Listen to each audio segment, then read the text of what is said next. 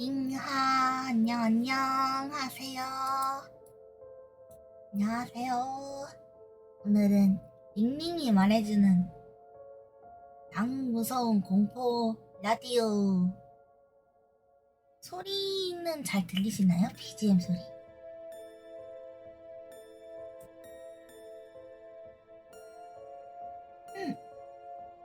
잘 들린다면 잘 들린다면 이야기해보도록 하겠습니다. 첫 번째 이야기, 귀신을 믿게 된 사연. 난 현재 30대이고 시간은 20년 전으로 거슬러져 올라간다. 내가 겪은 이상한 사건은 이사가 이사 후부터 시작이 됐다. 초등학교 6학년 때 아빠 사업이 잘못돼서 급히 이사를 갈 수밖에 없었다. 아빠가 지인분한테 돈을 빌려서 겨우겨우 집을 구했다. 그렇게 이사를 가게 됐는데 아무래도 집안이 망하는 느낌이 있어가지고 조금 새로운 집은 푸질근한 느낌이 들었다. 입구는 좀 꺼림직했고 허름했지만 집안이 별로 이상하다는 건 느끼지 못했다. 근데 그때 어린 내가 봐도 집이 조금 어둡다는 느낌? 그리고 부엌이 유난히 더 시원했다는 느낌이었다. 지금 생각해보면은 시원한 게 아니라 뭔가 서늘한 게 맞는 것 같다. 여름에 엄청 더울 때 부엌에 잠깐 누워있으면 많이 추워질 정도였다. 아무튼 생생하게 기억나는 건 이삿짐을 옮기기 전에 할머니가 쑥나물 같은 걸로 방에다가 피워서 뭔가를 태우고 계셨다. 아마 부정을 없앤다고 하시는 것 같은데 훗날 이유를 좀 알겠지 하고 넘어가게 되었다. 그리고 부엌 싱크대 옆에 기분 나쁜 누런 부적이 있었다. 오래된 듯 얼룩도 심히 지저분했고 확 때려다가 어릴 때 본 강씨 영화가 생각나서 그냥 내버려 두기 시작했다. 형님 물 좀 마셔도 돼요? 물 좀 마실게.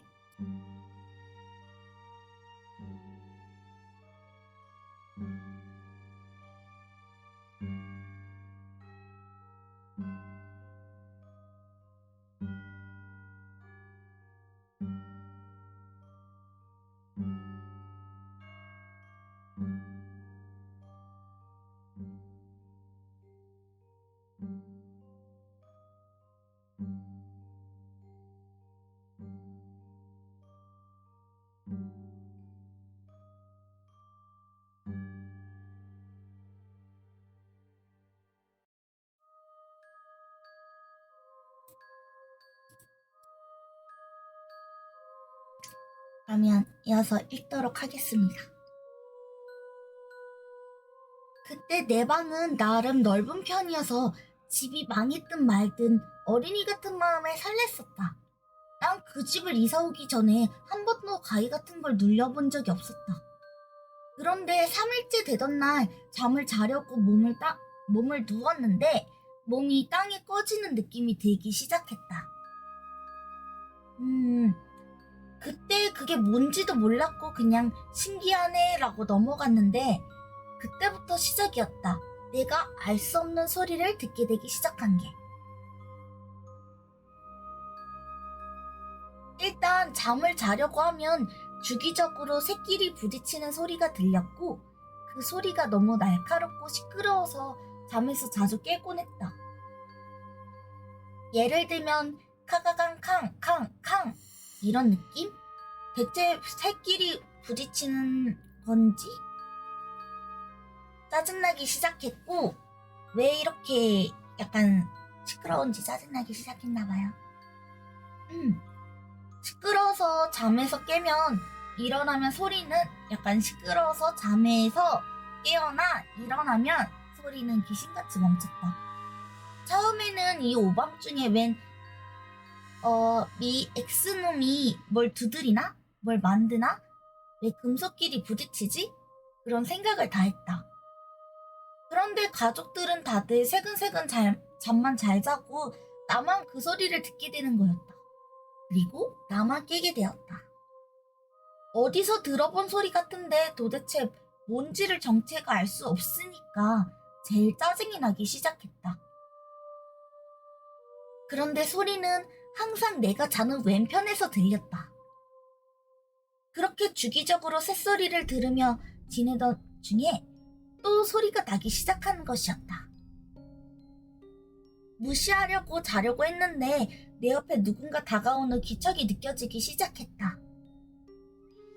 뭔가 가족이겠지 하고 있는데 내 귀에다가 대고 말을 걸기 시작했다. 스님, 스님, 일어나세요. 스님, 스님, 이러는 것이었다. 듣자마자 엄청 예쁜 여자의 목소리라고 생각하면서 한 20대에서 30대 정도 젊은 목소리였다. 태어나서 들어본 소리 중에 제일 예뻤다. 아무튼 해치려는 느낌의 목소리는 아니라서 무섭지는 않은데 중요한 건 듣자마자 사람이 아니란 걸 알 수 있었다. 왜냐면 목소리가 에코를 넣은 것처럼 엄청 울리기도 했고 이게 일반 마이크 소리랑은 좀 태어나서 다른 처음 들어보는 질감이었다. 아무것도 몰랐던 나는 내가 전생의 스님이었나? 하는 짤미니 같은 상상을 하기도 했다.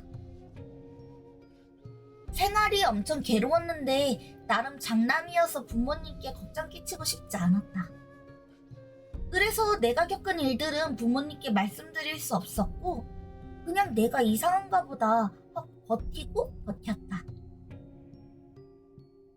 거기 살면서 엄청 활발했던 나는 극도로 조용한 아이가 되었고 육상 선수를 할 정도로 튼튼했던 내 몸은 엄청 약해졌다. 원인 모를 구토와 열병 등 잔병 치레가 많아졌고 다른 집에서 이사 온 뒤로도 여자의 목소리랑 새소리가 가끔 들렸는데 점점 희미해지더니 지금은 아예 안 들리게 되었다. 아마 그 집에 오래 살아서 어디에 붙어서 그 여자가 날 따라온 것 같았다.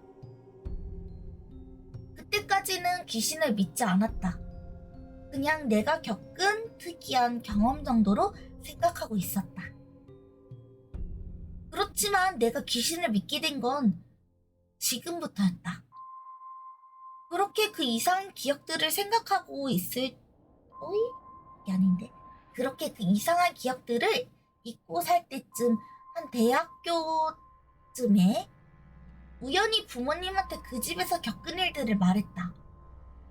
그런데 엄마 아빠가 너무 놀라면서 그 집에서 있었던 일들을 미안하다고 하는 거였다. 사야. 그래서 나는 물었다. 뭐가 미안하냐고. 그 집에 우리가 오기 전에 동자 스님을 신으로 모시는 무당이 있었는 집이었는데 아마 너가 들었던 새소리는 무당이 흔드는 방울소리였다는 것이었다. 그리고 그 집에 남아있던 정체불명의 여자의 목소리는 나한테 장난을 친 건지 무당이랑 같이 있던 동자 스님이 대신 어렸던 나한테 스님 거리면서 장난을 쳤던 것이다. 어떻게 그걸 알고 있었냐고 놀라서 약간 미안해하는 부모님께 물어보았는데 그때 내 여동생이 어렸을 때 나만 겪어서 다행이라고 말씀을 왜 이러지? 아무튼 드렸다. 아무튼 중간에 뭔가 빠진 것 같은데 그랬다. 그리고 기억들을 조합해서 추론을 하기 시작했다. 아마 내가 자고 있던 그 방은 신들을 모셔놓는 신당이었을 것이다. 그리고 소리가 일정한 방향에서 들렸는데 거기가 아마 방울을 올려놓고 신들이 그림 같은 것을 걸어놓는 것 같았다. 내가 무속 세계는 잘 모르지만 전에 살았던 무당은 초보거나 샌님이 확실한 것 같았다. 부엌에 있던 지저분한 부적도 안 떼고 갔었고, 그 부적은 뭘 막아주는 게 아니라 오만 작것만 더 불러들이는 느낌이었다. 방에서 어린 내가 계속 이상한 소리를 들은 것도, 그리고 그 집에 그 여자 말고도 뭔가 더 남아있는 느낌이었다. 응? 링링도 이상해졌다.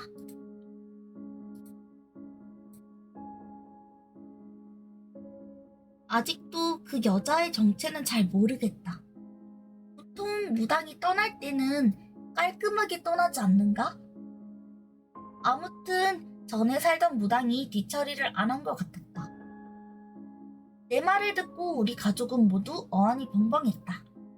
그때 당시 부모님은 어린 나한테 그 집에 대해서 아무것도 설명해 주시지 않았다. 어느 부모가 무당집이었다고 말했냐고 싶겠지만 여튼 내가 들었던 소리는 무당이 살았던 집, 그 인간관계가 분명한지라 믿을 수 없을지 않았다. 약간 조금 이상한 기분이었다. 퍼즐이 맞춰지고 나니까 세상엔 내가 어떤 것이 있구나라고 믿을 수밖에 없게 되었다. 그때 기억들은 무섭진 않지만 무언가 신기한 감정이 들었다. 지금은 멀쩡히 잘 살고 있었다. 훗날 엄마가 점집에 가서 아들이 이러이러한 일을 겪었다고 물어보았다.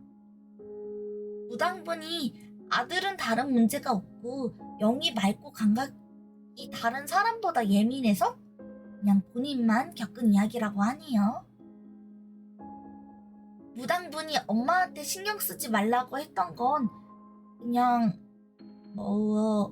약간 그렇게 쓰일 정도는 아니지만 하도 어리고 영이 맑기 때문에 그런 소리를 듣게 된 거니까 아마 일시적인 현상이라고 말한 것 같습니다. 오, 무섭다.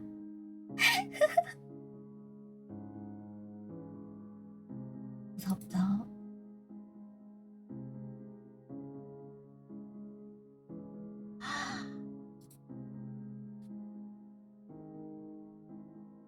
아이고, 잠깐만요. 카메라. 손 섭취와 스트레칭을 받았으니 잠깐 물 좀 마시겠습니다.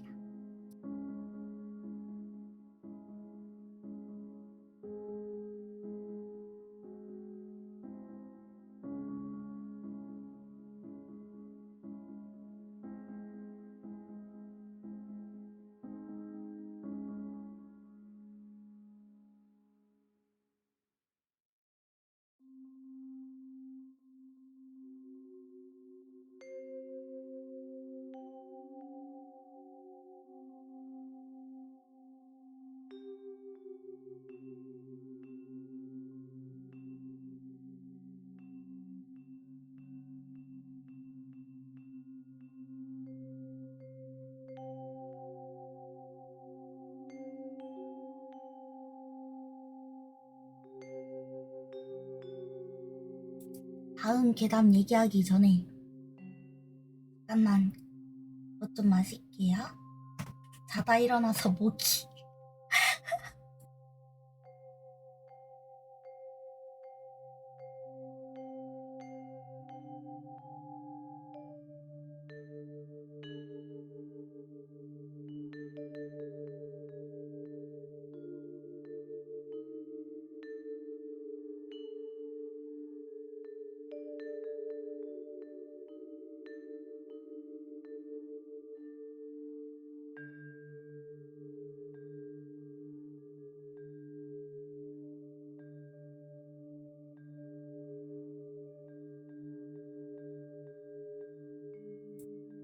그러면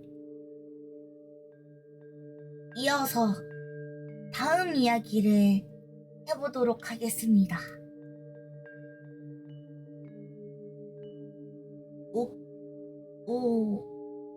말하려다 까먹었네. 잠깐만요. 오사카의 센니치마의 거리에서 택시가 승차 거부를 하는 이유. 샌니치 백화점 화재. 택시 운전사에게서 들은 이야기. 오사카 샌니치마의 거리에서 손님을 기다리고 있는데 앞에 운전하던 동료 기사의 택시가 갑자기 멈췄다. 동료 기사는 아무도 타거나 내리지 않았는데 택시의 문을 열었다가 닫은 다음에 그대로 달려갔다고 한다. 장소가 장소라서 설마 하는 생각이 들었는데 분명 문 조작을 잘못한 거겠지라고 생각했다. 그렇게 생각하고서 회사로 돌아갔다. 그러니까 회사에서 동료들이 정확히는 술렁이고 있었다. 무슨 일이야? 라고 물었는데 모두에게 물어보니 방금 봤던 동료가 새파랗게 질린 얼굴로 앉아 있었다. 왜 그래? 무슨 사고라도 났어? 라고 말을 걸자 동료는 나 태워버렸어. 뭐를? 여자의 유령을. 혹시 샌니치마 거리에서? 뭐야, 봤어? 그래, 너가 문을 여닫는 거밖에 못 봤겠지만 라고 말했더니 아, 지긋지긋해. 그곳에서라면 장사를 안 할 거야 라고 서로 이야기를 주고받았다. 딱히 시트가 젖었다는 건 없고 손님을 태우고 나서 조금 있으니까 스르륵 스르륵 사라졌다는 걸 깨닫고 바로 회사에서 돌아온 것 같다. 그리고 그 친구도 다른 동료들도 샌니치마의 거리에서는 손님을 태우지 않게 되었다. 기분 나쁜 거지. 손님들은 택시를 기다리고 있어도. 흔한 이야기인데 그때는 너무 무서웠다. 약간 요거는 다 같이 겪은 사연인 것 같아요. 다 같이 어떠한 그 샌니치마 쪽에서 겪은 사연인 것 같습니다. 그래서 나도 땡땡씨와 비슷하게 택시 이야기를 겪었다. 야마다 아키히로의 체험담에서 이제 다른 분이 자신도 이런 일을 겪었다고 이야기를 해줍니다. 그걸 읽어보도록 할게요. 지하철에서 출구에서 나오자마자 비가 내리고 있었다. 우산을 펴고 걷기 시작하는데 무슨 일인지 거리가 조금 착 가라앉은 분위기였다. 아, 뭔가 이상하네 라고 생각하면서 지나가는 사람들 중에 한 명도 우산을 쓰지 않았고 비가 오는데 모두 말없이 어두운 얼굴로 한 곳만 바라보고 걸어가고 있었다. 그런데 갑자기 택시가 멈춰서 손을 흔들면서 이리 와! 라고 이야기했다. 나는 택시비가 없는데요 라고 말했지만 운전사 아저씨가 괜찮으니까 아무튼 타라고 라고 말하면서 그런 압박이 눌린 데다가 마치 좀 거리가 기분 나쁜 분위기여서 도망치듯이 택시를 탔다. 한동안 달린 다음에 운전수는 새파랗게 질린 얼굴로 말을 했다. 이야, 당신이 아무도 없는 길을 사람들이 조금 피하는 것처럼 걷고 있어서 이건 도와주지 않으면 안 된다고 생각했어요. 그러니까 아마 그 택시를 얻어 탄 분은 조금 이상한 거리에서 사람들이 그분을 피해 다니고 있었대요. 그래서 뭔가 도망치는 걸 택시 기사분이 도와준 것 같습니다. 잠시만 기다려주세요. 오. 아.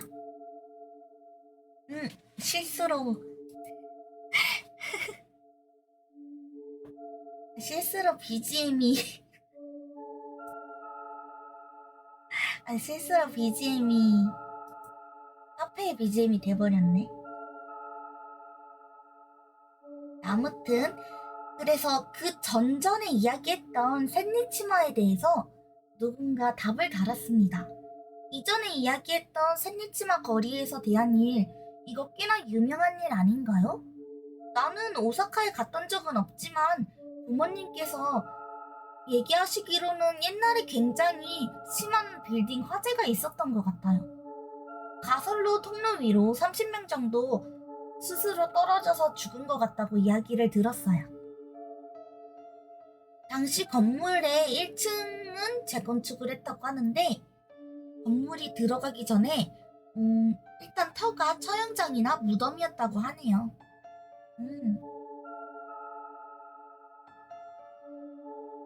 좀 긁을게요.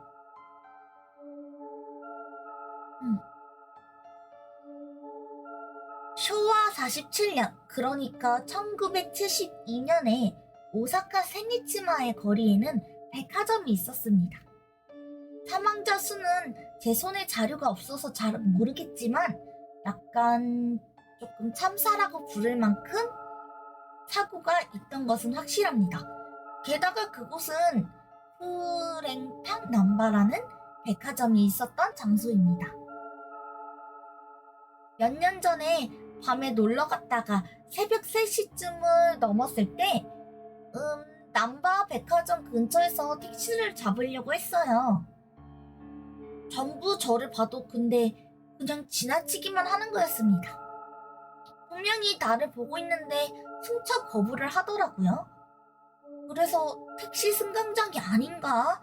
라고 생각하면서 포기하고 폴택시를 부르니까 그 택시기사로부터 이런저런 이야기를 들었습니다.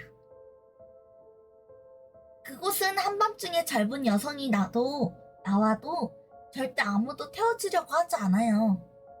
그런 게 자주 나와서요. 라고 이야기를 들었어요. 그러고 보니 택시를 보면서 손을 흔들다가 백화점 건물 옆으로 사람이 점점 늘어나고 있어서 뭐랄까 이런 시간에도 화려한 어른들이 어슬렁어슬렁 거리는구나 라고 생각했는데 설마 그건 사람이 아니었던 걸까요? 그래서 이 글에 또 다른 사람이 게시글을 적기 시작합니다. 오사카에 사는 사람입니다. 샌니치마에는 제가 듣기로는 역시 사형장이 있었다고 합니다. 그리고 그 이름의 유래는 사형을 집행하기 1000일 전일 거예요. 아무튼 그런 이름과 그런 장소 때문에 그 백화점에서는 택시가 잡히는 일이 거의 없다고 합니다. 너무 무섭다. 다음 이야기를 하기 전에 또 콜라를 마시겠습니다. 두둥.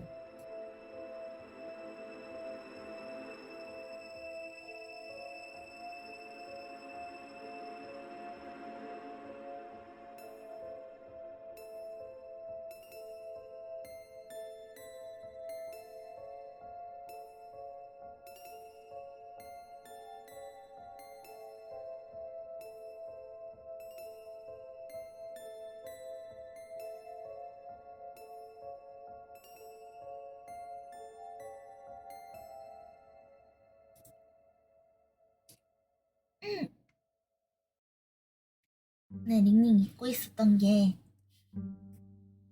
닝닝 발음이 안 좋았다는 사실을 이제 와서 체감하고 있었어요. 발음이 자꾸 물려요.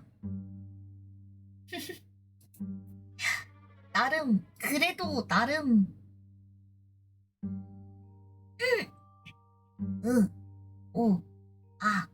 아유에요. 나름 열심히 이야기해보도록 하겠습니다. 제이슨인 거 어서와요. 오늘도 와줘서 고마워요. 오늘은 지비링의 공포 라디오. 약간 공포 라디오긴 한데 제가 발음이 안 좋아서 중간중간 끊겨도 그냥 어떻게든 이어서 계속 이야기해보도록 하겠습니다. 그리고 오늘은 알림 같은 거 다 꺼놨어요. 다음 이야기는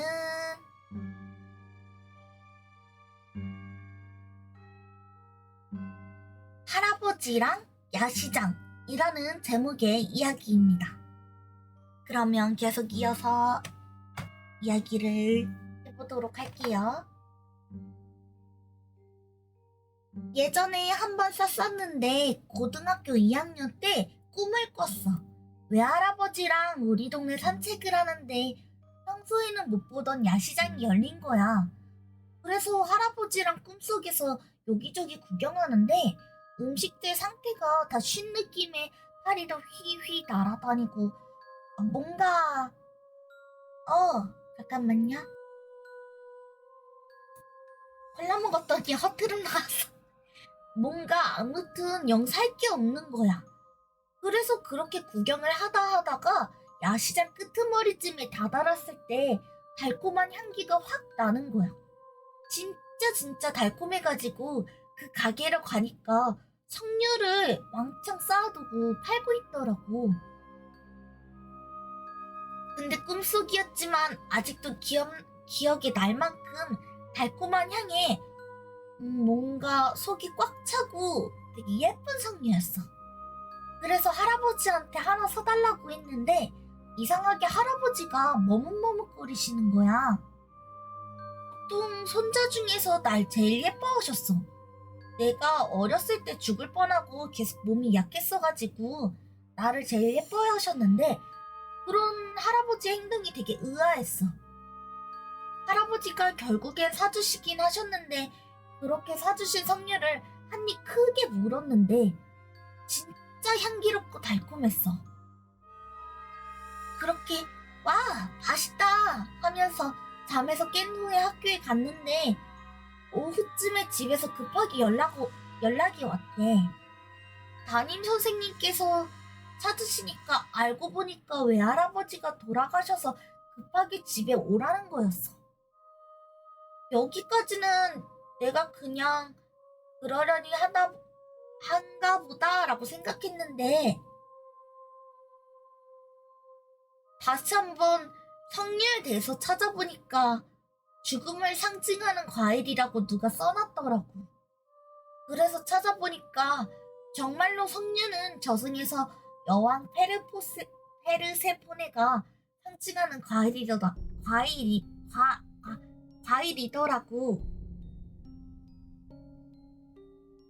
뭔가 내가 할아버지의 목숨값을 산 과일을 먹은 게 아닐까 싶어 라고 적혀 있었습니다. 정리하자면 할아버지가 머뭇거렸던 이유도 목숨값이기 때문에 머뭇거렸던 게 아닐까요? 난 물을 좀 가져올게요.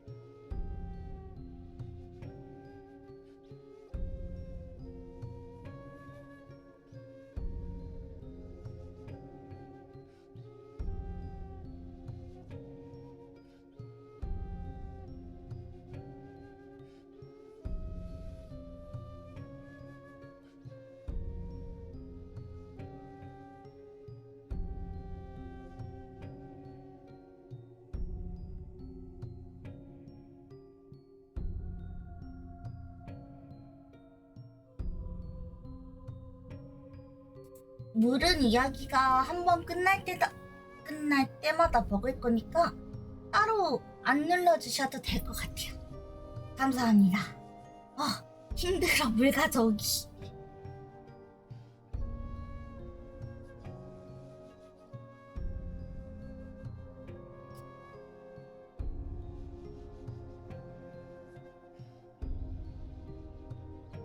자, 그러면 다음 이야기로 이야기해보도록 하겠습니다. 친구가 비 오는 날 음악을 안 듣는 이유.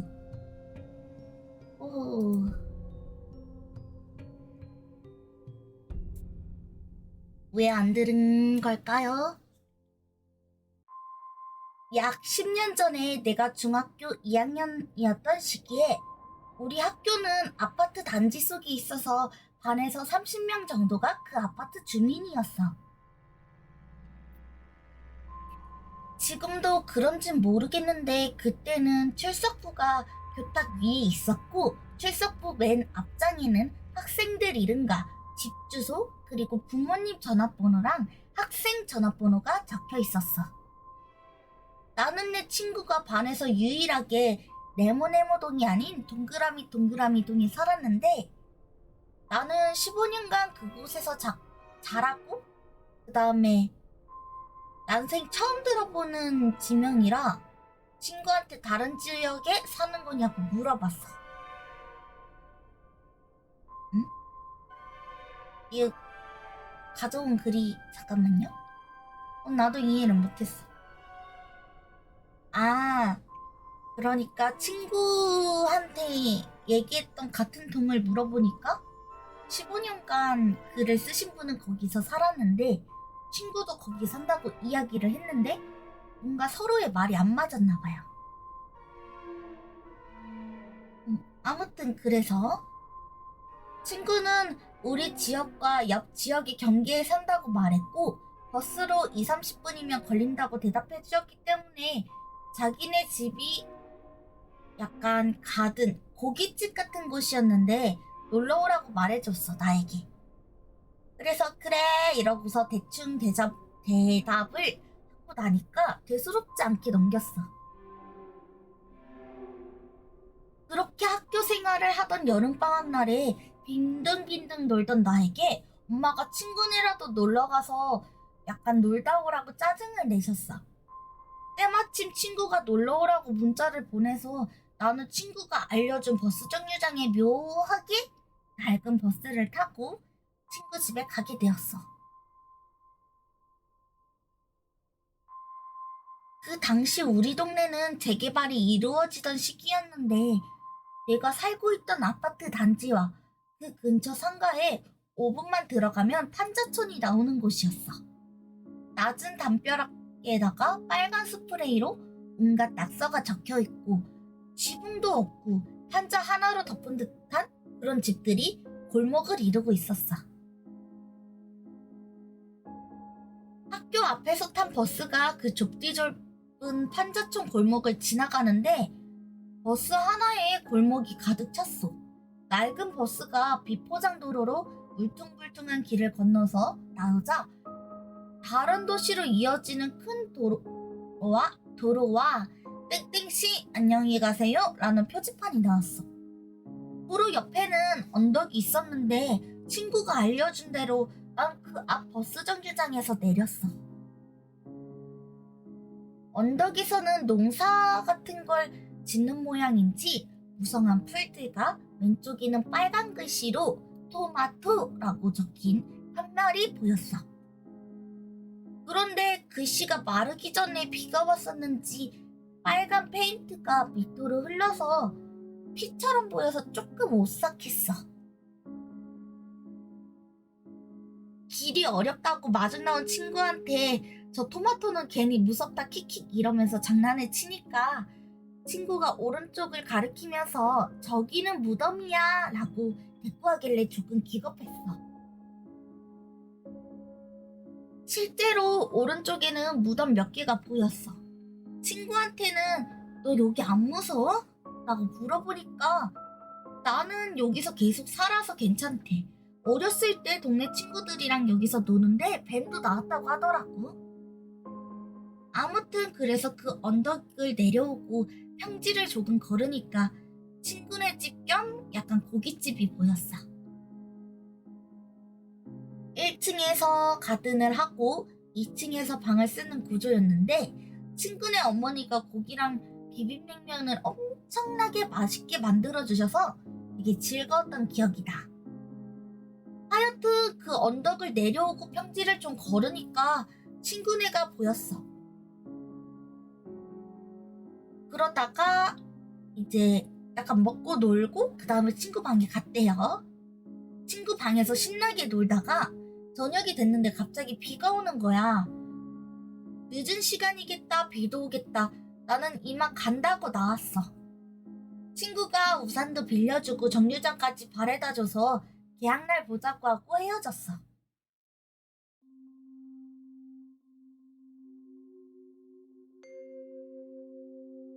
그래서 이제 가는 길에 전화를 했대요. 땡땡아, 전화했네. 무슨 일이야? 라고 물어보니까, 어, 땡땡아, 나 지금 너무 무서워. 라고 나를 데려다 준 친구는 다시 언덕길에 올라갔대. 그러니까 여기서 1인칭 시점 글쓴이에게 무섭다고 전화가 왔대요. 나를 데려다 준 후에 친구는 다시 언덕길을 올라갔는데 혼자 가니까 심심해서 MP3를 들으면서 가고 있었대요. 비도 오고 어두우니까 괜스레 토마토 편말이 무섭더래. 그래서 오른쪽으로 시선을 돌렸는데 그 무덤 근처에 긴 머리에 하얀 옷을 입고 있는 여자가 서 있다는 거야. 그래서 그냥 그런가 보다 하고 가려는데 갑자기 듣고 있던 음악이 뚝 하고 끊겼어. 그와 동시에 팔뚝에 소름이 쫙 돋고 움직일 수가 없어서 너무 무서워서 눈을 감았는데 그 여자가 자신을 바라보는 게 보이더래. 마치 제3자가 자신을 바라보는 그 풍경과 같이. 여자가 친구한테 천천히 다가오는 모습이 보이는데 한 걸음도 뗄 수 없고 오지 말라고도 소리를 못 쳤대. 그렇게 여자가 친구 앞에서 멈춰선 순간 친구 핸드폰에 울렸어. 진동이 느껴지자마자 그 여자는 사라졌고 친구는 전화도 받지 않은 채로 집에 뛰어들어갔대. 친구네 어머니가 나를 데려다 준다고 나갔는데 왜 이리 안 오냐면서 전화를 한 거였고 그 덕분에 친구는 그 여자로부터 도망칠 수 있었던 거야. 집에 도착한 친구는 진정하기 위해서 음악을 들으려고 MP3를 켰는데 MP3의 모든 곡이 사라져 있었대. 친구랑 고등학교가 달라지면서 연락이 끊겼는데 대학교 가면서 우연히 우리 집 근처에서 마주쳤어. 이 일도 생각나고 아직도 그 동네에 사냐고 물었더니 그 동네도 판자촌과 마찬가지로 재개발이 이루어져서 단호 동네로 이사 갔다고 했대. 혹시 그때 일 기억나냐고 하니까 당연하다고 아직도 비 오는 날에는 음악을 듣지 못한대. 그리고 그 묘지는 무슨 일이 있었던 건지 모르겠는데 아직도 치우지 못하고 있대. 친구네 집에 있었던 아파트들이 늘어섰는데 그 옆 묘지에 있어서 약간 주민들은 아파트 옆에 묘지가 있으니까 불만이 좀 크대. 그래서 그 묘지가 조만간 사라지지 않을까 싶어. 아니요.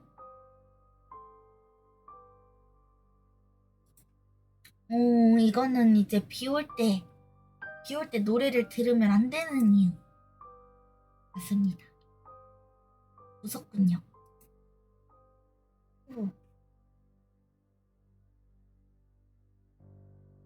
으쌰. 응. 물 한 모금 마시고 다음 거 이야기할게요.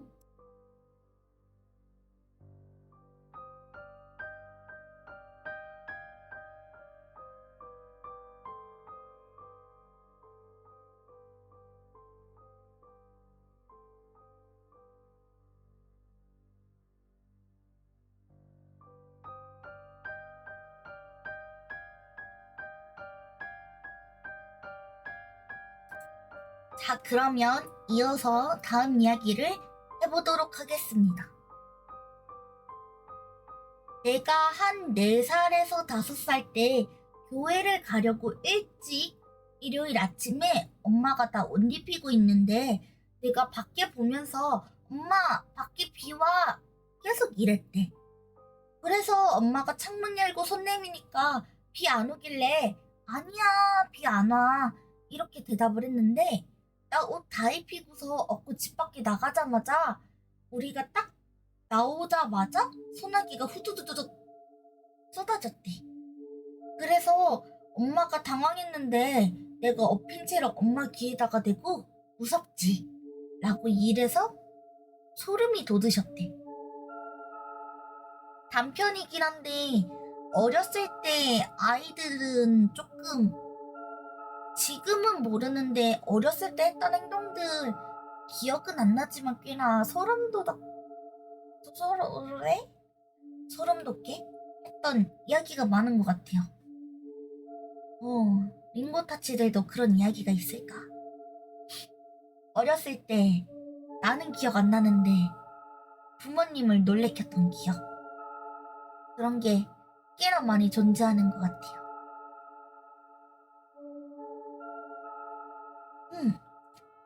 자, 이어서 다음 제목은 돌아가신 분 전화번호로 전화 걸어본 적 있어? 라는 이야기입니다. 왜 이런 짓을 하는 건지는 모르겠습니다. 내가 지금 그런 일을 하고 있어. 정확히는 약간 검진 받으시라고 전화를 쭉 돌리는 건데 이게 대상자가 나이가 좀 있으신 분들이야. 이미 예전에 독거노인분들 대상으로 전화 상담 같은 것도 했던지라 어느 정도 익숙한 일이었거든. 그런데 이게 이번에 보건소에서 하는 일이라서 건강에 이슈가 좀 많았어. 안녕하세요. 땡땡 보건소입니다. 땡땡땡님 되시나요? 이게 첫 고정 인사야. 근데 이게 명단이 한 1개월에서 2개월 전으로 뽑힌 거다 보니까 좀 문제가 생겨. 그 중에서 제일 철렁한 게 이미 돌아가셨다는 이야기야. 전화를 걸어보면 유품이라면서 뭐인지 이게 남은 가족들이 전화를 받게 되더라고. 그래서 이미 돌아가셨어요 라고 거기서 이런 말이 나오면 굉장히 난감해져. 근데 이 말을 엄청나게 실실 웃으면서 하는 사람이 있었다? 근데 이게 끝이 아니더라. 그 돌아가신 분 번호로 다시 전화가 걸려왔어. 그리고 받으면 말없이 끊기는 경우가 있는데 그건 대체 뭐였을까? 그래서 여기에 댓글이 달려 있습니다. 어렸을 때 외할아버지가 돌아가셨는데 그때는 돌아가셨다는 말이 뭔지 잘 모르니까 그냥 평소처럼 전화해서 통화했는데 엄마가 너 누구랑 통화하냐고 해서 할아버지라고 하니까 표정이 굳으시면서 무슨 소리냐고 핸드폰을 뺐었던 기억이 있대요. 사실 이런 건 상상을 해본 적이 없는데 이런 일을 하면 조금 무서운 일이 많이 겪을 수 있다고 생각이 되네요.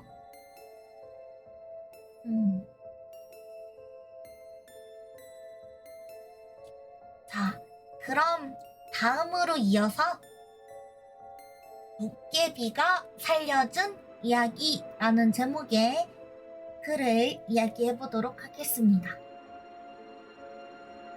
저희 시골은 충남에 있는 청양이에요. 척 들으면 청양고추가 유명할 것 같지만 그것보다 더 유명한 고기자가 있는 곳이죠. 시골이다 보니까 정말 낡은 집들도 많고 제가 태어났을 때부터 지금까지 계속 그 자리에 머물러 있는 건물들도 덜어 있어요. 지금도 시골에 가서 지나가다가 보면 한기가 느껴질 정도로 으스스한 건물도 많아요. 참 서론이 길어졌는데 도깨비 관련된 글을 보고 나서 생각이 나서 써볼게요. 본인이 약간 경험을 해보신 걸 이야기하는 것 같아요. 재미있었으면 좋겠습니다. 내용이 워낙 디테일하기도 하고 저도 들은 대로 적는 거다 보니까 어쩌면 1편과 2편이 나누어질 수도 있겠네요. 이 이야기는 제가 어릴 적에 마을 잔칫날 회관에서 어떤 할아버님이 해주신 이야기예요. 시골집에서 그리 멀지 않아서 냇물이 흐르는 냇가 그 옆자리에 자그마한 건물이 있었어요.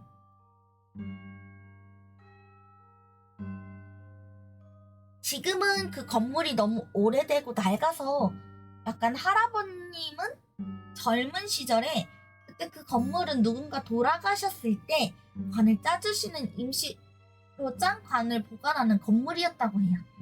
아마 당시에는 새 건물이었겠죠? 한낮 젊은 시절에 할아버님과 친구분들이 달빛이 밝은 날 수박밭의 원두막에서 늦은 시간까지 거하게 술을 드시고 계셨다고 해요. 술도 다 떨어졌겠다, 얘기거리도 다 동나겠다. 시기였는지는 모르겠는데 할아버님 친구분이 솔깃한 제안을 하시더래요. 약간 마을 어르신들께서는 부정을 탈 수 있으니 근처에 가지도 말라고 했던 신신당부한 그 건물을 한번 들어가 보자는 거였어요. 누군가 들어가서 정해준 시간을 버티고 나오면 다음에 실패한 사람이 술값을 내는 제안이었죠. 술을 좋아하시는 할아버지에게는 약간 절호의 기회라는 생각이 들으셨대요. 일말의 망설임도 없이 그렇게 내부는 건물로 발걸음을 옮기셨고 그 다음에 근처만 가기만 했는데도 벌써 한기가 으스스하게 느껴지는 느낌이었대요. 가위바위보를 해서 할아버님의 친구분께서 들어가실 차례가 되었는데 들어가시려고 할 때 약간 친구분이 등에서 밀고 있던 찰나에 건물에서 슥슥 하던 소리가 들리더래요. 네 분이서 모두 눈빛으로 너도 들려? 너도 들려? 라는 느낌으로 약간 사인을 주고받다가 동시에 용기를 내어서 건물의 창문 안쪽으로 다가갔대요. 그리고 그 안을 들여다본 순간 흰색 소복을 입은 여자분이 관을 엄청난 속도로 쓰다듬고 있었대요. 그 길로 혼비백산이 되어서 비명조차 지르지 못하고 집으로 약간 발걸음질하면서 들어와서 문을 잠궜는데 얼마나 정신없이 뛰었는지 옷도 찢어져 있고 여기저기 상처도 나 있고 땀에 절여져 있었다고 하네요. 뜬 눈으로 밤을 새고 아침이 되어서 일찍 친구분들을 만났는데 어제 일의 이야기를 하게 되었대요. 이상하게도 할아버님만 그때를 기억하고 나머지 분들은 약간 술을 마시고 곧장 집으로 갔다고만 말씀을 하시더래요. 그래서 건물 앞에서 갔던 일부터 가위바위보를 했던 것, 서로 건물에서 들었던 것까지 의식을 하고 눈빛을 주고받은 것까지 말을 했는데 하나도 모두들 기억을 못 하셨대요. 오히려 친구분들은 할아버지가 술에 취해서 잠을 자다가 꿈을 꾼 거다라고 치부해 버리셨대요. 그날도 그 친구분들과 늦게까지 술을 마시면서 그날 있었던 일을 열심히 설명하다 보니까 날이 어두워져서 어서 집으로 가야겠다는 생각이 드셨대요. 가뜩이나 무서운데 집으로 돌아가기에는 비까지 내리는 바람에 더 무서웠다고 해요. 집에 돌아와서 세수를 하고 잠자리에 들었는데 어디선가 슥슥슥 하는 소리가 들렸대요. 숨을 쉴 수도 없이 긴장이 되어서 이불 속에 얼굴을 묻고 가만히 계셨는데 이내 궁금해져서 이불만 살짝 들어서 빼꼼히 쳐다본 순간 어제 봤던 그 흰색 소복의 여자가 방 안에 할아버지 주위를 온통 안개로 뒤덮이고 하늘도 뿌옇고 약간 앞이 잘 안 보이는 상태에서 계셨다고 해요. 단지 발밑에 이미 베어놓은 벼가 있는 것으로 보아 약간 보아밭이었다고 생각을 하셨대요. 약간 홀리신 것 같아요. 여기서 중간에 발길 가는 대로 걷다 보니 저 앞에 큰 덩치를 가진 사내가 서 있더래요. 조금 홀리셔서 앞으로 나오게 되신 것 같아요. 이렇게 앞으로 점점 걸으면서 말씀하신 크기로 보아하니 지금 최홍만 씨 정도로 생각되는 것 같은데 잘은 모르겠어요.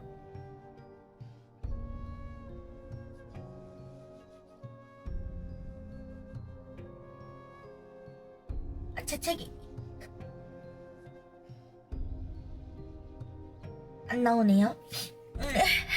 나올 것 같았는데. 나올 것 같았는데. 여하튼 눈을 찌푸리며 조금만 더 다가가자 그 사내가 알아차렸는지 뒤를 도는데 머리엔 상투를 쓰고 풀어헤친 저고리에 팔짱을 낀 채 물론이고 팔짱을 낀 팔은 물론이고 몸에는 여기저기 털이 나 있고 길게 눈썹이 눈매가 굉장히 무서웠대요. 할아버님이 그대로 굳어있자 그 사내가 이리 와 보슈 라고 말하면서 말문을 열었대요. 다가가기에는 망설여져서 그냥 서 있었는데 그 사내가 약간 그 사내보다 몸집만 초등학생처럼 작았지 비슷하게 생긴 사내들이 여기저기 나타나면서 할아버지의 주위를 빙빙 돌면서 그대로 굳어버린 할아버지가 미동도 없자 큼지막한 사내가 다가와서 뭔 미동도 없슈 라고 하더니 허리를 굽어서 할아버지 앞으로 얼굴을 가까이 대면서 여봐요 라고 하더래요. 할아버님은 너무 놀라가지고 여기가 어디예요? 라고 겨우 말문을 열었는데 빙빙 돌던 사내들이 자리에 앉아서 어디긴 어디요 우리 동네지 라고 대답을 하더래요. 끔찍한 사내가 여기까지 어찌 왔는지 몰라도 집에 들어앉은 작것 때문에 당분간 고생은 하겠네 라고 하더랍니다. 그래가지고 무서움보다는 호기심이 없었던 할아버지가 이윽고 말문을 뗐는데 할아버지가 여기는 대체 어디요? 지가 혹시 죽은 건가요? 라고 묻자 큼지막한 사내는 죽은 건 아니요. 여기는 원래 산 사람이 오면 안 되는 거요. 어쩌다가 여기까지 온 거요? 라고 하면서 머리를 긁적이면서 대답을 하셨대요. 할아버님은 왠지 모르게 푸근하고 친근한 느낌으로 그리고 자신에게 해코지할 것 같은 느낌은 들지 않으셔서 경계심을 풀고 하나하나 조목조목 그간에 있었던 일을 풀어놓았다고 해요.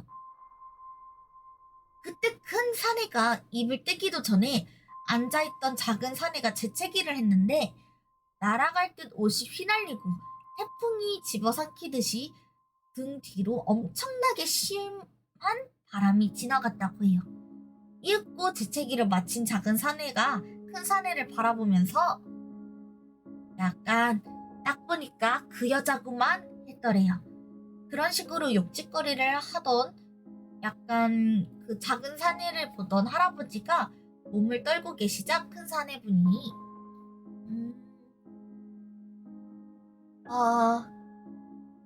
그 속갓을 입은 여자는 곧 가실 양반들 관에다가 별 해괴한 짓을 다해서 부정을 태운다니께.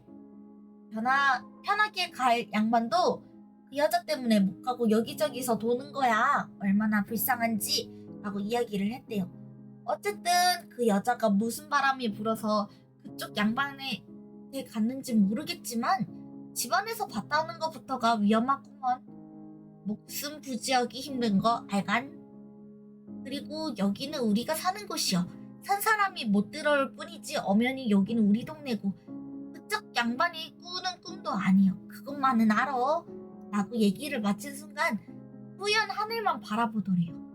단지 건물을 쳐봤다고 해서 곧 죽을 사람들한테 저주를 퍼붓고 이승에게만 머물게 하는 그 여자 귀신도 무섭긴 하지만 사실 여기가 꿈이 아니고 현실도 아니고 그 경기라는 사실이 아리송해서 이 문제를 빨리 해결하고 할아버님은 도깨비한테 부탁을 하기로 했대요. 저는 앞날이 창창한 젊은이구먼요. 지가 어떻게 여기서 나가야 되는지 또 그 어떻게 하면 그 여자를 떼어낼 수 있는지 기띠만 해주시구려 라고 이야기를 하더니 약간 당연히 할아버지는 아무것도 보이지 않고 그냥 도깨비가 따라오라고 했는데 그래서 도깨비의 소매를 잡고서 천천히 걸으셨대요. 얼마나 걸었는지 감도 안 오는데 금태로 두른 큰 커다란 문이 보이더래요. 큰 도깨비가 그 앞에서 춤을 추고 노래를 부르자 그 큰 대문이 열리면서 눈을 뜰 수 없을 만큼 강한 빛을 비추더래요. 할아버지 말씀을 빌려 말하자면 따뜻한 빛, 딴옷 수십 개를 갑자기 겹쳐 입은 듯한 부드러운 느낌이었다고 해요. 얼마 지나지 않아서 할아버지가 발로 이불을 박쳤을 때 머리는 이불 끝까지 덮고 있었던지라 온몸이 약간 땀에 벅차고 숨도 차고 어지러웠다고 해요. 눈을 뜨신 거죠. 바로 실눈을 뜨고 방문을 바라봤을 때 아까 봤던 그 여자는 없었고요. 그곳에서 몇 시간 정도 있었던 것 같은데 시계를 보니까 겨우 15분? 15분밖에 지나지 않았대요. 꿈인지 생신지 모르고 있었는데 그게 너무 생생해서 할아버님은 일단 메밀묵을 준비하기로 마음먹었대요. 그 이후에 할아버지는 5일 동안 매일 가위에 눌리시고 악몽을 꾸시고 밤마다 꿈에서나 현실에서나 그 여자를 계속 봐야 됐대요. 4일째 되는 날에 잠을 잤는데 너무 한기가 느껴지고 느낌이 좋지 않아가지고 눈을 살며시 떴는데 그 여자가 할아버지 얼굴 앞에 미친 듯한 속도를 내면서 할아버지 얼굴을 쓰다듬고 있더래요. 그리고 그 여자가 남자와 여자와 목소리가 합쳐진 톤으로 자기랑 같이 가자고 계속 반복되는 이야기를 하면서 머리를 쓰다듬었대요. 그래서 너무 놀라가지고 혼비백산해서 밖으로 뛰쳐나온 할아버지는 소리를 지르면서 울면서 동네를 뛰어다녔대요.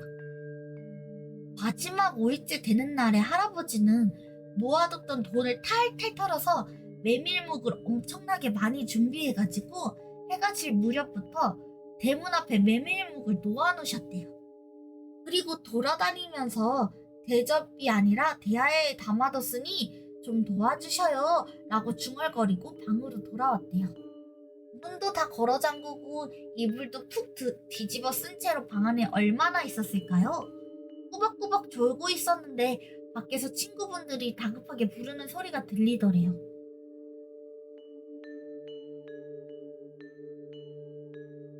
궁금한 나머지 창호지에 자그맣게 구멍을 내어 밖을 바라보니까 마당 담벼락에 검은색 물체 하나가 할아버지 친구 세 분의 목소리를 흉내내면서 앉아있더래요. 할아버지께서는 그 말씀을 듣고서 하마터면 시야를 지를 뻔하셨다고 하셨어요. 그치만 호랑이 굴에도 잡혀가면 정신만 바짝 차리면 된다고 생각한 할아버지는 무슨 일이야? 이 시간이나 못 나가? 몸이 안 좋아? 라고 계속 대답만 하셨대요. 그러자 밖에서 안 그러면 내가 직접 들고 끌고 나가야겠구먼 이라고 하더랍니다. 너무 놀란 할아버지는 지금 옷을 입고 있다고 둘러대면서 시간을 보셨대요. 일부러 바시락바시락 거리는 소리를 내자 더 이상 밖에서 인기척이 없다가 아니 이 녀석이 여기가 어디라고 들어오는 거야? 사지를 찢어줄까? 당장 꺼지지 못해? 이러면서 엄청나게 윽박 지르는 소리가 들리더래요. 비명소리인지 바람소리인지 문과 문 사이를 타고 들 때마다 엄청나게 큰 바람도 불고 방 안의 할아버지는 너무 놀라서 그 자리에 서서 굳어버리셨대요. 아까 뚫어놓은 창호지를 밖에 살짝 내다보았는데 마당에는 아무도 없었대요. 밖이 쥐죽은 듯이 조용해지자 무슨 용기가 났는지 메밀묵을 확인하러 갔는데 메밀묵이 멀쩡하더래요. 손을 댄 흔적도 없는데 다만 색이 좀 이상했대요.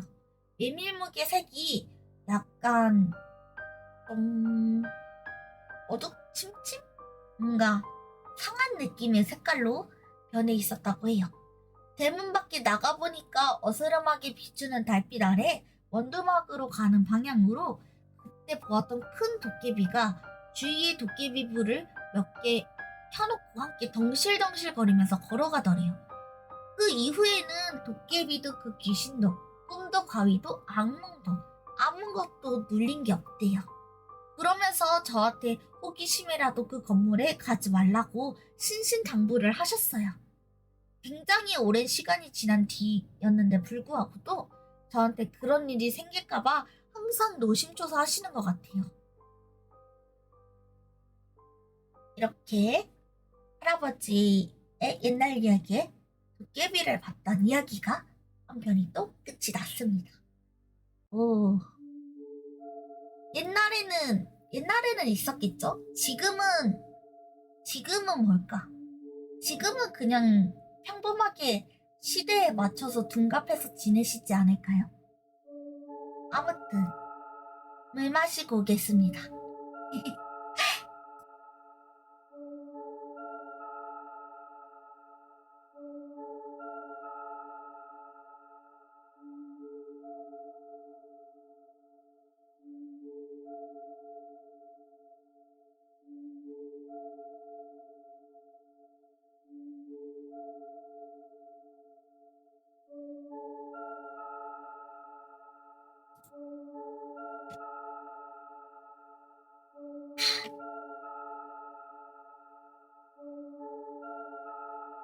음,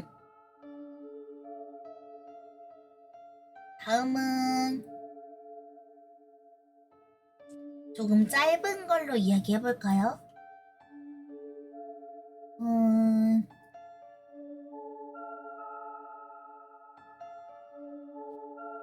다음 무서운 이야기의 제목은 귀신이 자기랑 친구가 되어달라고 하는 거야 라는 제목입니다.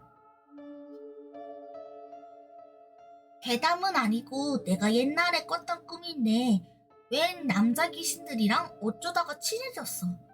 사람들이 자기를 무서워해서 너무 슬프대. 자기는 무서운 존재가 아니라서 사람들이랑 조금 친해지고 싶다는 거야. 꿈속에서도 여전히 사람이었던 나는 그분 사연이 너무 안타까워서 이것저것을 도와줬어. 외양을 좀 덜 무섭게 바꿔봐라. 음산한 분위기를 내지 마라 등등. 그러다가 파바밭 하고 순간이동처럼 나타나는 거 그런 것 좀 하지마 라고 하는 순간 그 자식이 이거 하지마? 이러면서 내 눈앞에서 두두두두두두 다가오는 거야. 아, 꿈인데도 너무 무서워가지고 엉엉 울어버렸어. 그리고 그 다음엔 웬 아저씨 아줌마가 나타나서 나랑 그 애보다 어른인 존재가 갑자기 나타나서는 그 남자 귀신을 혼내면서 놀래키면 안 된다고 어쩌고 저쩌고 라고 이렇게 화를 내시더라고. 그 어른은 귀신인지 사람인지 알 수는 없었는데 여튼 우리 셋은 금방 친해져서 귀신과 사람이 어떻게 하면 친해질 수 있는가라는 주제로 한참 떠들었어. 그래서 어른들이 좋은 방법이 있다는 거야. 무슨 행위를 하면 함께 어울릴 수 있대. 그 뒤로는 뭔가 꿈에서 척척척척 진행되더니 나랑 그 남자 귀신을 마주보고 털썩 주저앉아서 눈을 감고 있고 그 어른들은 무언가 계속 끊임없이 중얼거렸어. 그러다가 한참 뒤에 귀가 너무 아파가지고 살짝 실루를 떴는데 우리 주변에 꽹과리인지 트라이앵글인지 아무튼 엄청나게 시끄러운 뭔가가 흔들어대는 것들이 우리 주변을 빙빙 돌고 있었고 약간 옷인지 배경인지 그 무당들이 나무에 걸어놓는 천 같은 거 말이야. 파랑색, 빨강색, 노랑색 어쩌고 저쩌고 그런 게 천지로 널려 있는 거야. 이게 뭐야? 하면서 눈을 다 뜨고 남자 귀신을 쳐다봤는데 와, 입이 귀에 걸려있는 게 저거구나 싶을 정도로 그 자식이 엄청나게 소름 돋게 웃고 있는 거야. 알고 봤더니 어른이랑 그 남자 귀신은 짜고 치고 나랑 그 귀신의 결혼식을 치르고 있던 거야. 그걸 깨달은 순간에 이 상황을 벗어나야 된다는 생각이 압박감이 강했는지 금방 깼는데 깨고 나서도 거북하고 소름이 돋더라. 그 귀신이 훅 다가오던 순간에 씩 웃던 거 지금 생각하면 엄청 무서워. 꿈에서도 원래 영혼 결혼식 같은 거를 치르려고 짜고 쳤나봐요. 우리 링고타치들도 조심하도록 합시다. 음.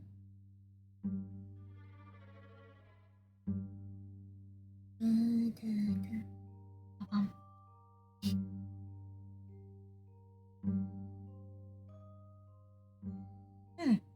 다음 이야기는 괴담이라기보단 조금 미스테리했던 이야기네요.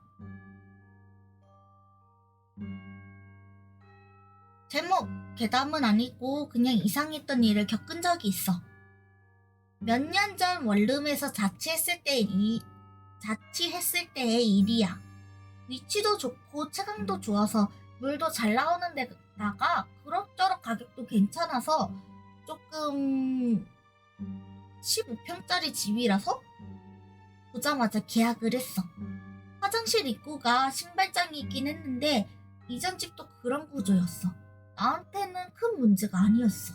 이사를 했으니까 친구, 가족, 가구랑 인터넷 설치 기사님 등등 여러 사람이 들렸는데 신기하게 다들 그 좁은 집에서 현관문을 못 찾았다? 대충 화장실 다음에 냉장고가 있고 그 냉장고 뒤에 침대가 있는 구조였는데 나갈 때도 화장실 문을 열고 한 발짝 내디딘 뒤에 어이구 여기가 아니네 라고 한 다음에 현관문을 열고 나갔어. 화장실 문은 베이지색 방문이고 현관문은 남색 철문인데 그렇게 헷갈릴 수 있는 건가? 처음에 낯선 집이라 그런가 싶었는데 5번 넘게 놀러온 사람도 그러길래 이상하다 싶지만 나는 문을 잘 찾아서 나갔고 고작 현관문 헷갈린다는 이유로 이 집을 나가기에는 그 집이 너무 좋았어. 그래서 몇 달 동안 엄청 잘 살았지. 최고의 집. 하루는 친구를 만나러 나가려고 준비를 다 하고 20분 정도 시간이 남았길래 침대에 누워 있었다. 근데 화재 경보기가 울리는 거야. 아, 이렇게 된 거 일찍 나가서 기다려야겠다. 이러고서 침대에서 일어났는데 그런데 내가 현관문이 아닌 냉장고 문을 연 거야. 현관으로 나가려고 했는데. 그래서 엥? 이러고서 다시 신발을 신고 현관문을 열었는데 한 발짝 탁 내디드니까 화장실에 와 있었어. 순간적으로 등에 땀이 주르륵 나더라고. 화재 경보기는 계속 울리고 있는데 난 이상한 문만 2번 열고. 웃긴 게 바로 뒤돌아서 왼쪽을 보면 현관인데 현관이 안 보이는 것 같은 거야. 지금 생각해보면 그냥 소란스럽고 당황해서 못 본 것 같긴 한데 그때 당시에는 살짝 패닉이었어. 좁은 신발장에서 빙빙 돌면서 뭐야 이거 왜 이래 이러고만 있는데 친구한테 전화가 온 거야. 그때 뭔가 탁 풀리면서 현관문이 보이기 시작했어. 그 다음에는 핸드폰을 가지고 냈다 건물 밖으로 뛰쳐나왔지. 그냥 이게 다야. 친구는 버스 놓쳐서 늦을 것 같다고 전화한 거고 시간은 3분도 안 지났는데 그냥 화재는 누군가 건물 안에서 담배를 피운 거였고 계약 기간도 다 채우고 1년을 더 살았는데 화재 사건 이후에도 우리 집에만 오면은 사람들은 현관문을 못 찾았어. 그죠.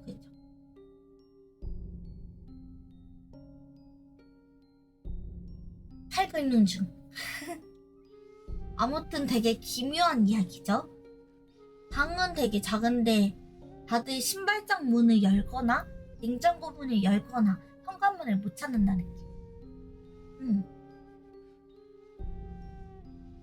그치만 1년 동안 별 이유 없이 잘 지내셨다고 하니까 그건 또 메데타시인 거겠죠?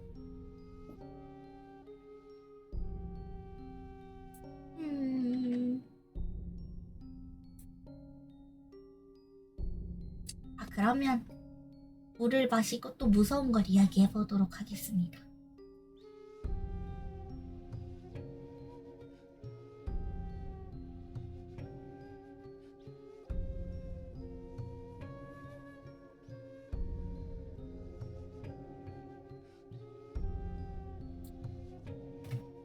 다음은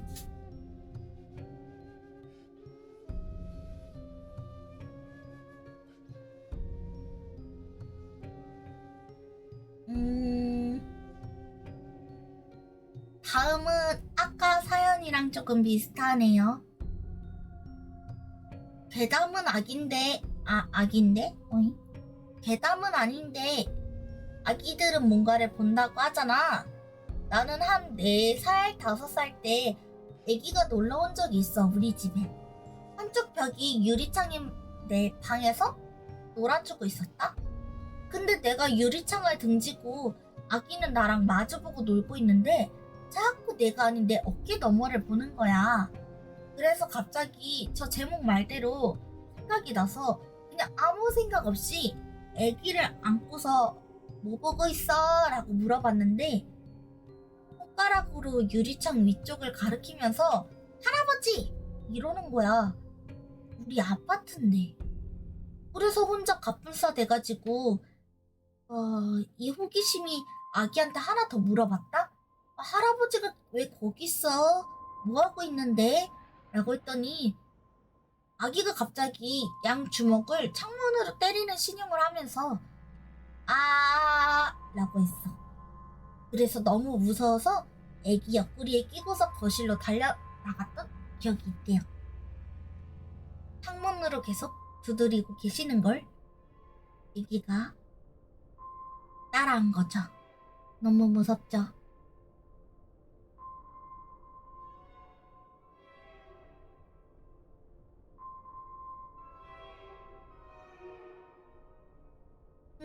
다음 이야기는 어떤 게 좋을까?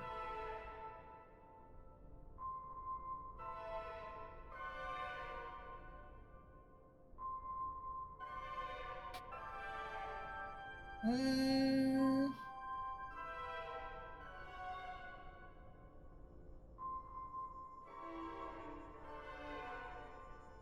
요것도 직접 겪었던 조금 현실성 있는 이야기입니다. 뭐랄까, 괴담이라기보단 전에 특이한 사람을 만난 적이 있어 라는 제목이에요. 길을 지나가는데 좀 나이 있는 여자분이 말을 걸더라고.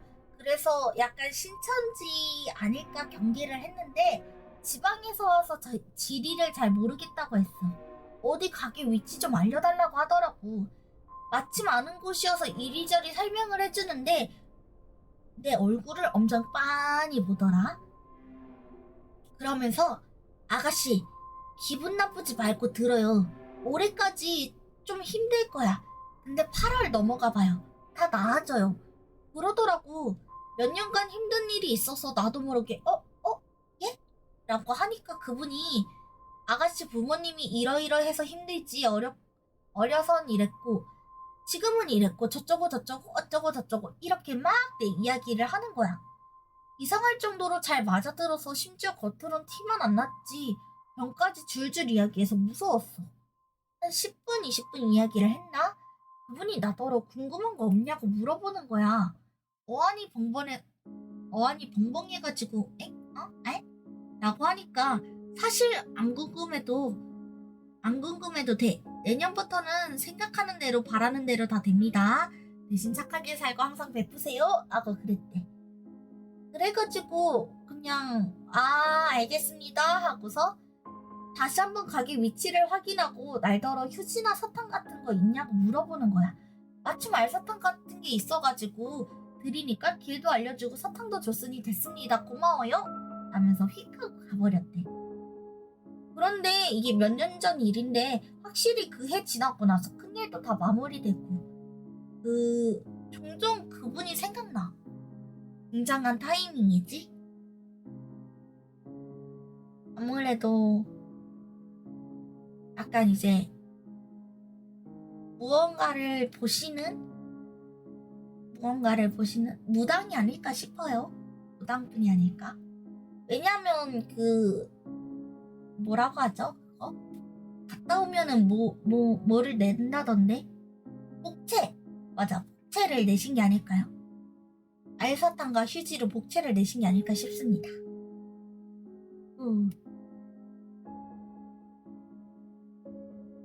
다음은 화장실 갔다 와서 읽도록 하겠습니다. 토이레 이떼키마스.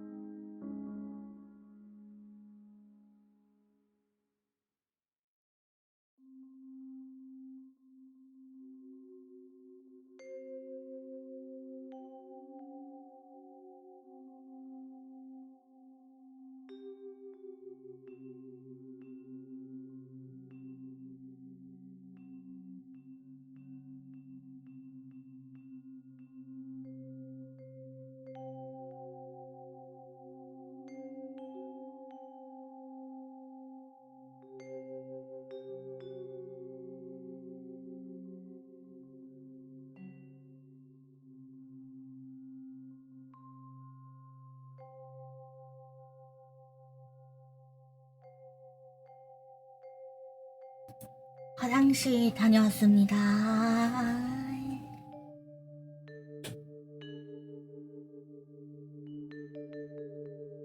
자, 그러면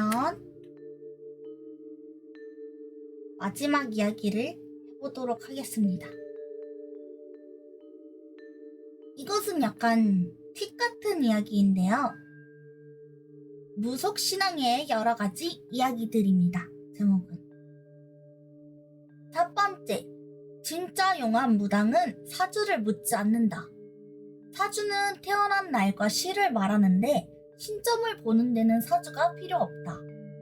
두 번째, 방길이 이상하다 싶은 어느 한 곳에 시선이 가면 시선을 오래 두지 마라. 아주 평범한 사람이 느낄 정도의 기운이면 정말 안 좋은 것이다. 세 번째, 무당 나이가 젊다고 신내림을 막 받았거나 나이가 많다고 용한 것도 아니다. 네 번째, 무슨 생각보다 무당이 가져가는 금액이 크지 않다. 외주 비용이 더 크다. 다섯 번째, 많이 빌어야 한다. 공줄이 세다. 칠성줄이 있다. 이 말을 듣고 신기가 있다는 것은 아니다. 실제로 그 말을 듣고 신내림을 받아도 풀리지 못하고 인생이 꼬이는 경우가 많다고 한다. 여섯 번째, 신내림을 받고도 점사 안 치고 단자만 집에 모시는 무당도 있다. 일곱 번째, 느꼈다고 아는 척 하지 마라. 여덟 번째, 집안 분위기가 어수선하고 또는 약간 이상한 느낌이 든다면 팥에 가스불을 하루 종일 끓이면서 집 밖에다가 내다 버려라. 아홉 번째, 사람이 주로 활동하지 않는 시간에 애매한 장소에 가지 마라. 열 번째, 정말로 잘못된 터는 평범한 사람도 감으로 느낀다. 11번째, 무당이 하는 말이 두루뭉실하면 정확히 물어봐도 된다. 12번째, 점집에 자주 드나들지 말 것. 무당이 부리는 신도 일종의 귀신이라서 사주가 자꾸 팔리면 좋을 게 없다고 한다. 13번째, 인생 전반이 궁금하면 철학원을 개별 사안이 궁금하거나 가까운 시일 내의 일이 궁금하면 타로를, 그리고 과거에 연관된 어떤 사건이 궁금하고 걱정된다면 무당집으로. 14번째, 나는 본 적 없다, 느낀 적 없다고 자신하지 마라. 15번째, 꿈에서 밥상을 받지 마라. 그리고 받아먹지도 마라. 16번째, 부적을 함부로 쓰지 말고 해를 넘겨 갖고 있지도 말 것. 부적을 버릴 때는 반드시 불태워서 물에 흘려서 내보낼 것. 남의 부적을 물려받지 말고 타인의 손이 타지 않도록 할 것. 그리고 부적 자랑을 하지 말 것. 17번째, 욕실이나 주방에서 물소리가 자주 난다고 해도 아는 체 하지 말 것. 그것들은 물장난을 좋아합니다. 18번째, 본인을 중심으로 아래 위로 모종의 이유로 세상의 빛을 못 본 경우가 있다면 빌어주는 것이 좋다. 19번째, 귀신 얘기를 입에 달고 살지 말 것. 그것들도 듣는 것도 보는 것도 알고 있다고 합니다. 오, 이렇게 오늘 11인과 공포 라디오가 끝이 났습니다. 다들 어떠셨나요? 링거 타치들 무서워할 겨를도 없이 그냥 계속 발음만 틀려가지고 딱히 무섭지도 않았을 듯.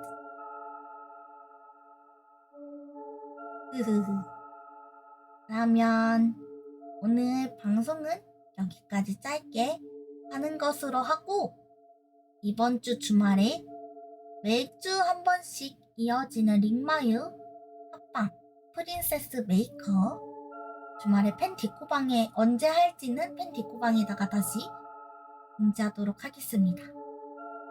오늘의 링링의 무서운 이야기는 여기까지. 다들 자기 전에 화장실 꼭 가고 주무세요.